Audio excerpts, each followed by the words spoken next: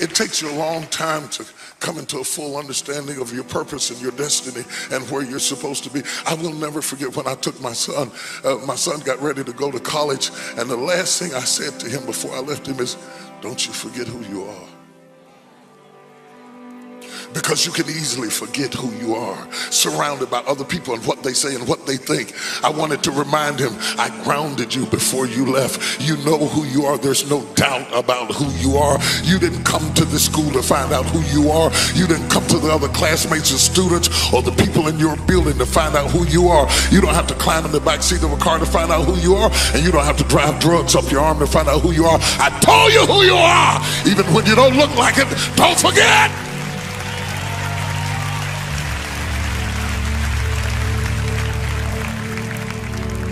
It's the benefit of having a father. I named you, I told you, I prophesied over you.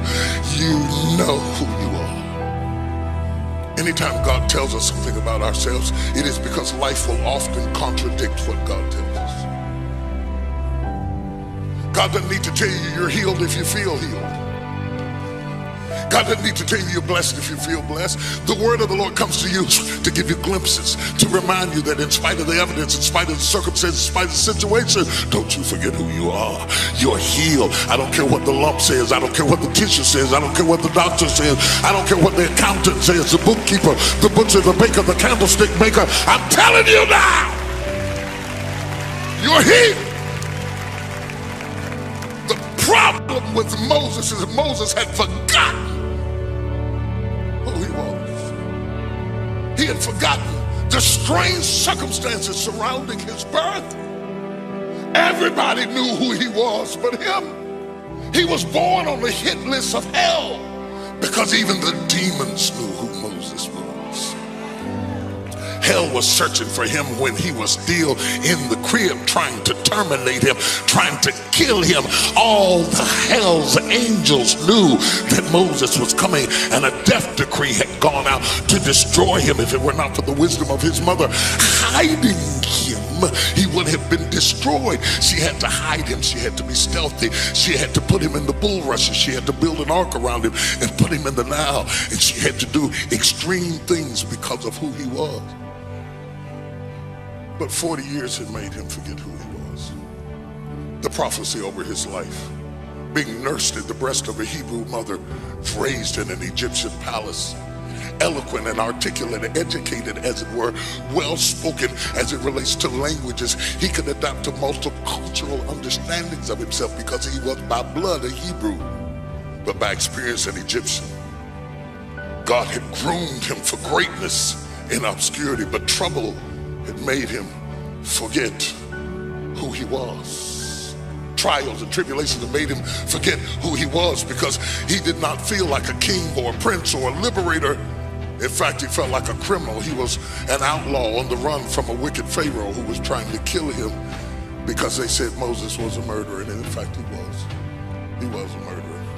It's one thing when they talk about you and what they said isn't true. It is so easy to defend yourself when there is absolutely no truth in what they said, but when there is an element of truth in what they said, perhaps they are right. And Moses had fallen to the abyss of thinking perhaps they are right, and he had ran from Egypt, the place where his destiny was to be unfolded, and he had hidden in the Midianite camps with Jethro on the backside of the desert and said, I'm through with it. I'm not going to worry about it. I'm just going to take care of sheep. He had forgotten who he was.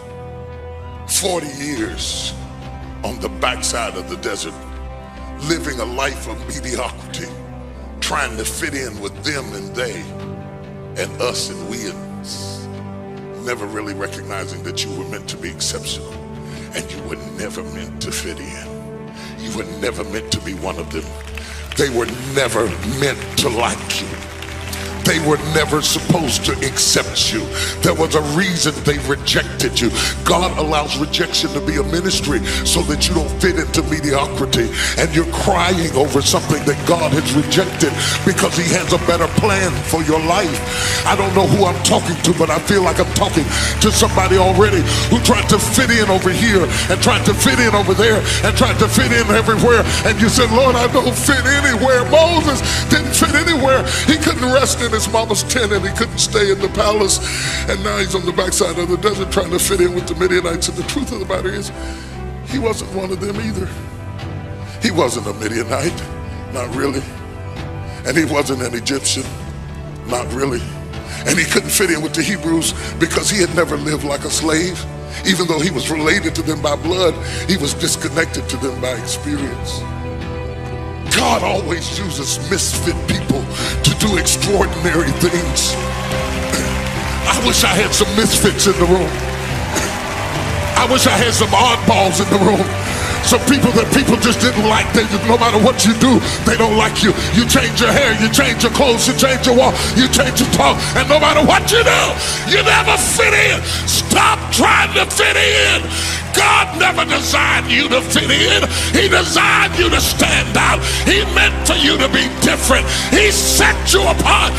God has a plan for your life. I said, God has a plan for your life. I said, God has a plan for your life.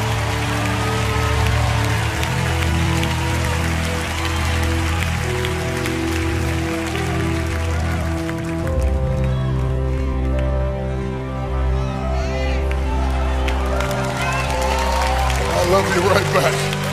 I love you right back. I'm the chairman of the Misfit Club. Yeah, but there's advantages in being a misfit.